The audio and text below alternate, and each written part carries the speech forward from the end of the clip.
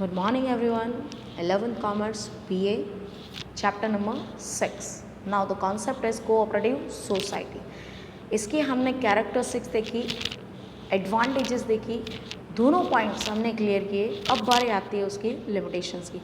अभी तो देखा कितना अच्छा वो काम करता है. अब देखते हैं कि उसके लिमिटेशंस क्या है कि वो कहाँ पर काम कर सकता नहीं. Now the first is limitations of the capital. सबसे बड़ी लिमिटेशन आ जाती है money, because money is always honey. It is difficult to raise large amount of Capitals.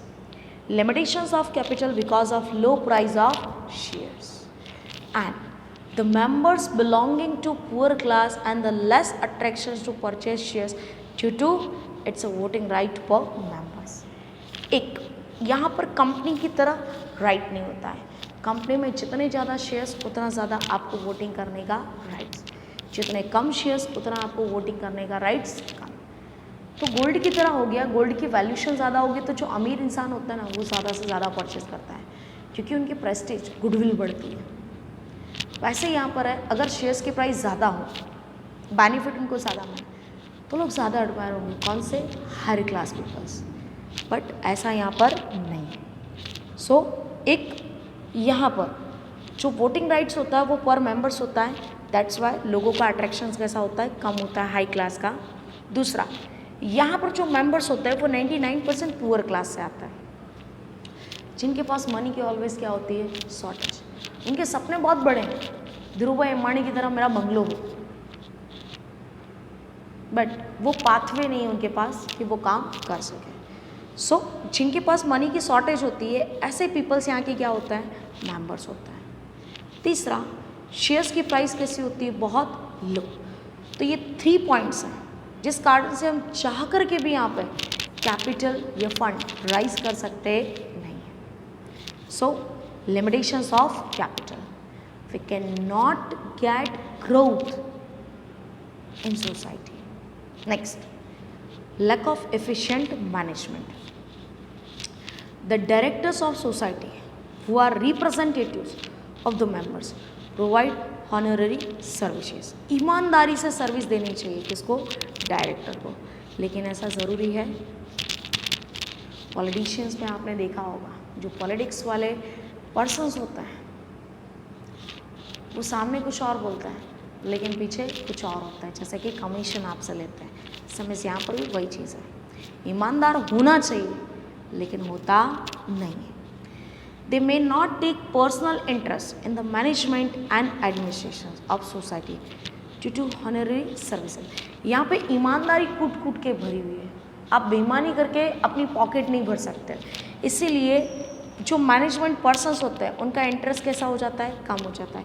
जाना यार कुछ मिलने वाला नहीं है तो करके फ़ायदा क्या है, क्योंकि आजकल हर पर्सन मनी के पीछे दौड़ना चाहता है. इनएफिशिएंसी में enter in the management of the society. और इस कारण से जो काम करना चाहिए वो लोग काम करते नहीं, काम में काम चोरी करता है. जो बेटर होना चाहिए वो उतना बेटर होता नहीं है. Due to lack of specialised knowledge, business experience and time, management takes place due to groupisms and personal interest. एक नॉलेज कम होने के कारण, बिजनेस का एक्सपीरियंस ना होने के कारण भी यहाँ पर मैनेजमेंट मिसमैनेजमेंट हो जाता है, बिगड़ जाता है.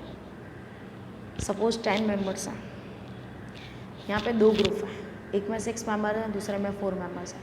दोनों एक दूसरे के एनिमी हैं. वो क्या चाहेंगे, हम आगे बढ़ें और ये पीछे रह जाएं. तो बताइए वहाँ पे वो लोग मैनेजमेंट करेंगे या एक दूसरे के टांगे खींचेंगे या एक दूसरे को नीचा दिखाने की कोशिश करेंगे? डेफिनेटली वो एक दूसरे को नीचा दिखाएंगे. दैट्स वाई यहाँ पे मैनेजमेंट एफिशिएंट हो सकता नहीं है. और धीरे धीरे इसका असर, इसका इफेक्ट प्रोडक्शन प्रोसेस के ऊपर भी देखने को मिलता है. नेक्स्ट पॉइंट आता है politicals interference. Various politicals party directly or indirectly attempt to get control over the society. कई बार ऐसा होता है जब सोसाइटी अच्छा काम करती है ना तो पॉलिटिकल्स पार्टी होती है, वो डायरेक्टली या इनडायरेक्टली उसके ऊपर कंट्रोल करने की कोशिश करती है ताकि इसका सारा प्रॉफिट लोगों को जाने के बजाय मुझे मिले. In the society functions under the politicals influence. Business freedom is Jio paradise. Business की जो फ्रीडम होती है वो पूरी पूरी एक्सप्लॉइट हो जाती है।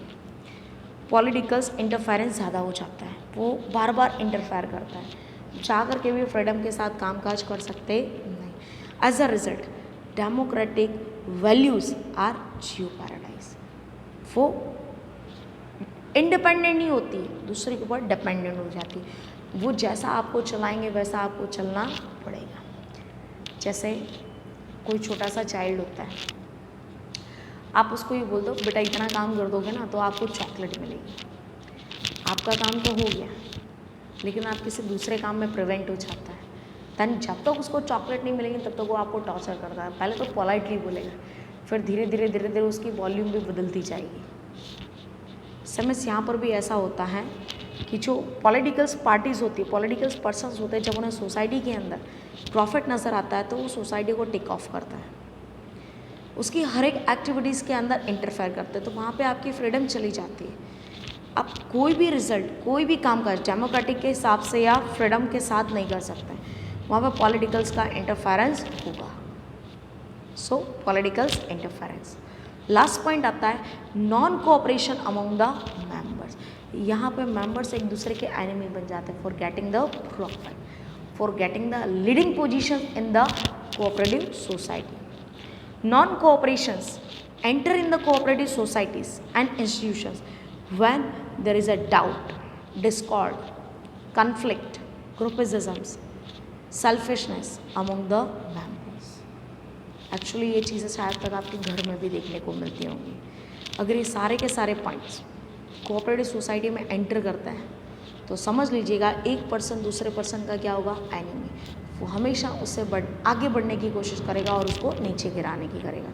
तो यहाँ पे मेंबर्स के बीच में जो कोऑपरेशन होता है, सपोर्ट होता है, वो धीरे धीरे क्या होता जाता है, खत्म होता जाता है। As a result even though cooperative society is an organization of the individuals with common interest.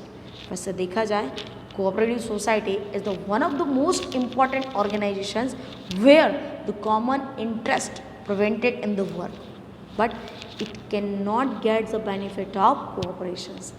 दिखने में ऐसा लगता है कि सारे जो पर्सन्स हैं, मेंबर्स हैं, उनके बीच में कितना अच्छा रिलेशंस है, वो एक दूसरे के लिए वर्क करते हैं, बट ये पॉसिबल होता जो दिखता है वो होता नहीं, ये ज़रूरी नहीं। सो ये लिमिटेशंस हैं आपकी कोऑपरेटिव सोसाइटी की, जिसे आपको अच्छे से करना है। ये 4 पॉइंट्स हैं, ये 4 पॉइंट्स आपको 2 मार्क्स में पूछ सकता है। So be careful and be aware for our education. So इतने पॉइंट अच्छे से करने हैं। Thank you so much.